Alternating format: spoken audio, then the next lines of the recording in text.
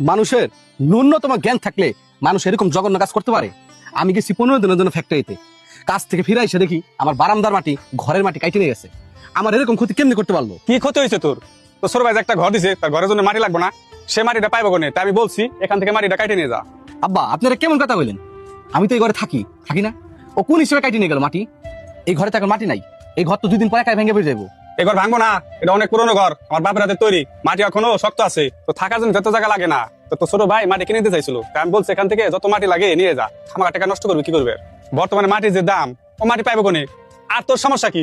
তোর জন্য যতটুকু জায়গা রাখছি যথেষ্ট, তুই আর কি চাস? আব্বা, তোমার ছোট ছেলে করে টাকা হয়েছে, ভালো কথা, সেই টাকাতে ঘর দিবে, ঠিক আছে, কিন্তু তুমি সেই খুশিতে তোমার বড় ছেলে ঘরের মাটি কাইটে নিয়ে ছোট ছেলে ঘরে উঠাইবা, এ কেমন জঘন্য মন মানসিকতা তোমার? আমার মন মানসিকতা ঠিক আছে, ও তো একটা ঘর দিতেছে, ওর ঘরের জন্য কিছু মাটি লাগবে, আমি তো টাকা পয়সা দিতে পারলাম না, কত তো মাটি কটা দিয়ে তো সাহায্য করতে পারবো। তাই আমি বলছি এখান থেকে মাটি কাটে একটু ঘরে দে, যে একটু উপর উঠতে চাইতেছে তাকে একটু উঠতে দে। আর যে নামতেছে তারও লাভ থেকে নামাইতে হইব, তাই না আব্বা? না আমার কিসের জন্য? ও করতেছে, তুইও কর, তোর তো কোনো কিছু করার মরত নাই, তুই তো কত জায়গায় গেলে চাকরি করতে, কোনো জায়গায় থাকতে পারলি না, কি করে খাবি তুই?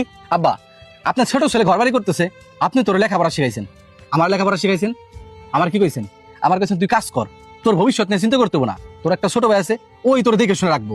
আপনি আমার কি কইছেন? মাঠে কাজ কর। সারা জীবন আপনি আমার মাঠে খাটাইছেন, পরবর্তীতে কি হলো? ছোট ভাই বিয়ে করে আলাদা হয়ে গেল। আপনি আমার কি বললেন? তুই যে কাজ করতে সে কাজ করে খা। আমি যে কাজ করি সারাদিন ওই কাজ করলে 4 থেকে 500 টাকা দেয়, ওই টাকা আমি খাবো নাকি জমাবো নাকি বাড়িতে পাঠাবো? আব্বা, আপনিই বলেন আমি ঘরের জন্য কিভাবে টাকা জমাবো? আব্বা, আমার বুঝা শেষ, আমার প্রতি আপনার একটু দয়া মায়া নাই। তোর জন্য আমার দয়া কি থাকবো? তুই কি আমার হাত খরচ দেস? তোর ছোট ভাই প্রতিদিন আমার 200 টাকা হাত খরচ দেয়, তাহলে তুই ক ওর প্রতি দয়া মায়া থাকবো না তোর প্রতি থাকবো? হ্যাঁ, আমি তো কিছু দিতে পারি না, এর জন্য বড় ছেলে ঘরে মাটি কাইটা আপনি ছোট ছেলে ঘরে দিয়েছেন। থাকেন আপনি আপনার ছোট ছেলে সাপোর্টে, দেখে আমি কিছু করতে পারি কিনা। যাও তুমি যাও, যা পার করো গা, আমি আসি আমার ছোট ছেলের সাথে। মানুষের ভাইকে দেখলে খুব আফসোস হয়, মানুষের ভাইরা কত উন্নতি করে, আর আমার ভাইরে দেখেন দাদার দেশ এই ভাঙ্গা ঘরের মধ্যে থাকে। আমার থেকে 2 বছরে বড়, আমি কত কিছু করলাম আর সে এখন পর্যন্ত কিছুই করতে পারলো না। সামান্য তার ঘর থেকে একটু মাটি কাইটা নিছি, তাই সকালবেলা আব্বার সাথে যে ঝামেলা করছে। কোন কি ভাই, মাটি নিয়ে আবার কি গ্যাঞ্জাম শুরু হইলো? আমি যে বাড়িটা করতেছি, বাড়ির কাজ প্রায় শেষ, সামান্য একটু মাটি লাগবো, তাই আব্বারে কইলাম। আব্বা বললো হুদাই ফাউটিয়া নষ্ট করবি কে, এর চাইতে তোর বড় ভাইয়ের ঘর থেকে একটু মাটি কাইটা এনে দে। আব্বার কথা মতো মাটি কাইটা এনে দিছি। 15 দিন পর বাদামের মতো ঘুরে এসে ওই মাটি নিয়ে আব্বার সাথে লাগাই দিছে গ্যাঞ্জাম।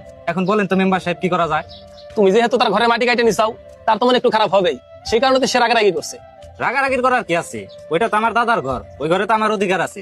আমি তো সামান্য একটু মাটি কাইটে নিছি, আর যদি আমার হকের আদায় করতাম তাহলে ওই ঘরের অর্ধেক মাটি নিয়ে যাইতাম। সে আমার বড় ভাই, তার উপরে একটু দয়া দেখাইছি। মেম্বার সাহেব এসব কথা বাদ দেন, আমার কিন্তু বেতনের টাকা ঢুকছে কালকে, 5 বছর ধরে চাকরি হয়েছে, এখন পর্যন্ত